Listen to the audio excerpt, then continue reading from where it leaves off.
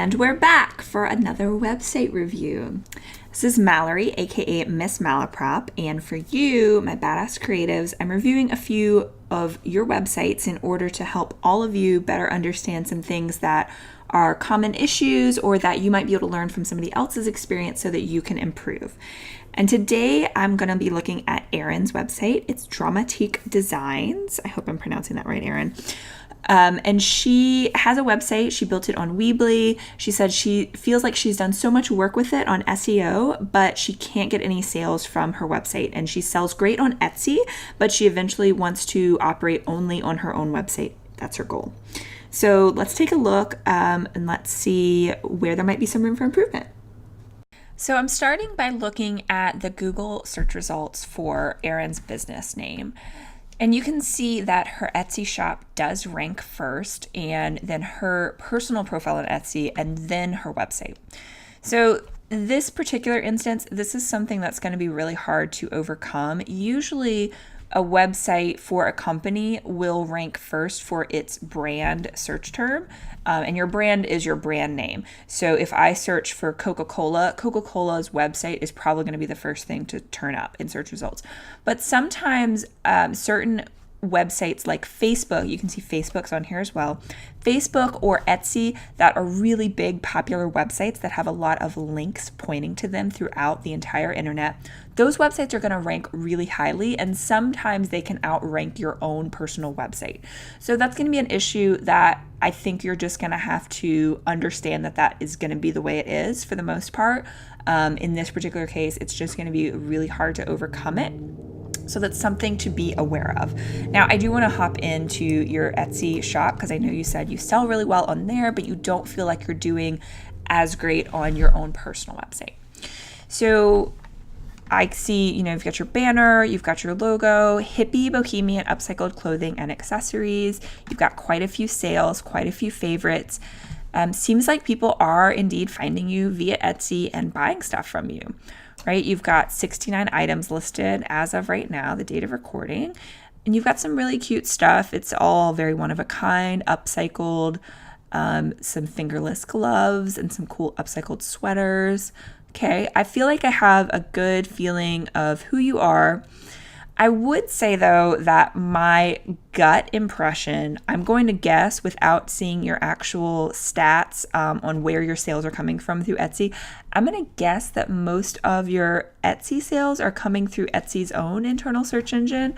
Erin, if that is wrong, definitely reach out and we can do a follow-up, but I'm going to guess that most people that are searching for this type of one-of-a-kind upcycled clothing are either finding you via in-person events that you might do around your hometown of Portland, Oregon, or they're probably searching for maybe fingerless mitts, fingerless gloves on Etsy and just looking through all the different search results that come up from all the different makers and then finding yours and they like the way that yours look the best and they order from you directly on there. That's my guess as to what's happening.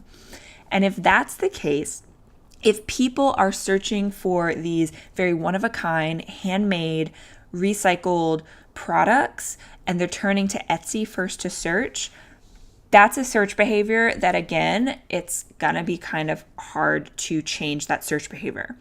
I have a feeling that when people look for upcycled clothing, they're not actually searching that term, upcycled sweater or upcycled clothing, very much. I think that upcycled is something that we as artists and makers use, but that our potential customers probably aren't using that language, and we need to match our language to the language that our customers use. For you, I think words like hippie clothing, maybe bohemian or boho clothing, or hippie sweater or hippie accessories or something like that. I think that that's going to be more in line with the kind of language that your ideal customer is using if they're searching online for clothes or accessories. So let's hop over to your website and see, once people have found your website, what is the impression that you're making? So this is the homepage of your website. And to me, it feels like there is a lot going on. When I looked at your website on my phone, on a mobile device, it's a little simpler because this font here becomes a much simpler, more standard web font. This is an image-based banner. So just FYI, anything that is based in an image that has words in it, that the words were created by something like Photoshop or Canva, the search engine is not going to be able to read those words. So if this is image-based, it says dazzling accessories, whimsical clothing, perfect for you. Just FYI to everyone watching, unless you add into your alt text and your title text of your image when you upload that image to your website, people can read it, but the web crawlers of Google and the other search engines can't actually read these words. So that's something to keep in mind.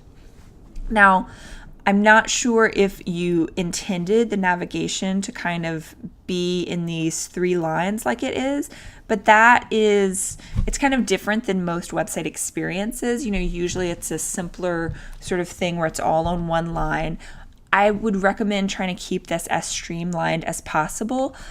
Also, I think the length of some of these links is part of what's making it drop onto 5 lines. So I don't think that you need to have dramatique designs in the about link. I think about is pretty standard. That's on most websites. Same with shop. I think you could just have shop and have it go directly into your shop pages, or maybe even flip it and have your home page be your shop page so people can get right into the products. Now, here's the thing when people design their own websites, especially when we as artists or creatives design our own website, we can sometimes want to do all the bells and whistles, and we want to get just as creative with our web design as we do with our actual handmade products. And while I want you to be very creative, I think that when it comes to web design, sometimes simpler is better. You can see as I keep scrolling down, there's a lot of different colors, there's a lot of fonts and font sizes, and there's a join our VIP club and follow me on social media. And then there's also a map of Portland, and I am not super familiar with Portland. I've been there a couple times and I love it. It's a great town. But this looks like it might just be a generic map point. I'm going to guess that this isn't exactly your address. It might just be an address in Portland. So I'm not sure what purpose this particular map serves. It might kind of be an unnecessary feature that you might be able to remove. So let's hop into your shop page. Shop our whimsical designs. Like I said, I would love to see that just turn into shop. Okay, so this feels much more like your Etsy shop feels.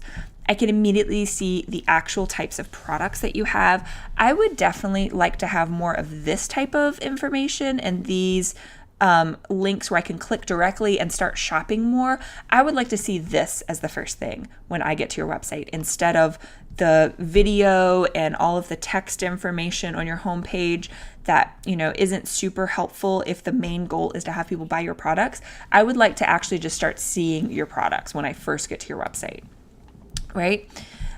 So let's click in upcycled clothing. Again, I think that if you want to start targeting words more like hippie clothing, boho, maybe some of the types of, music festivals. I don't know, maybe your customers go to Burning Man. Like maybe that's a thing to target in your words and your product descriptions. Stuff like that. I think this upcycled is something that you're using a lot. And I think it's fine to still include that, but I think that that is the main keyword phrase that you're trying to lead with. It's even in your URL up here, right? So you've got upcycled clothing. I think that to focus more on the hippie aspect and think about who the people are that would be buying and wearing this clothing, and think about what terms they would use if they were searching for things. Now, again, back to their search behavior. I have a gut feeling that the people that are searching for this type of clothing, it's going to be hard to find them directly via a Google search. They're probably going to be much more likely to find you first via this Etsy shop, right? So I'd be curious to know what types of things you are doing to get your people who have purchased from you once via your Etsy shop to then next time purchase from you over on your website. Are you offering any sort of special incentives? Do you include something in your product packaging to offer some sort of maybe a free shipping if you order via our website, but the free shipping offer doesn't count if you order via Etsy? So I would think about letting people discover you via your Etsy shop or maybe via a local craft show there in Portland that you do. Have that be the initial point of entry, and then think about how you can move them over to purchasing from you via your website and directly from you next time. Right? Because we want to think in the terms of a lifetime value of a customer. It's going to be much easier to keep getting that same customer to buy from you again and again than it is to have to find new customers all of the time. And you've got a lot of one-of-a-kind stuff, so I'm going to guess that you probably have some of those return customers who come back to you for different one-of-a-kind stuff all the time. So think about how you can transition the people who are finding you elsewhere and then get them over to purchasing via your website. How can you incentivize them and get them to come over here to buy on the second or third or fourth time?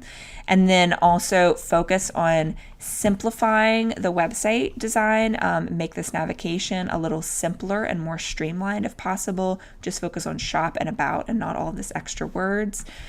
And just kind of simplify. Ready to learn more about how to get more traffic to your website and make more online sales? Check out my course, DIY SEO for e-commerce. It's an e-commerce intro to search engine optimization for artists, makers, and badass creatives.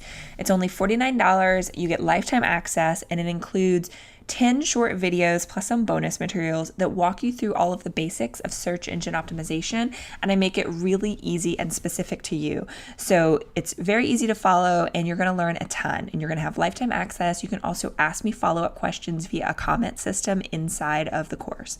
So I hope you'll check it out. You can find it at badasscreatives.com.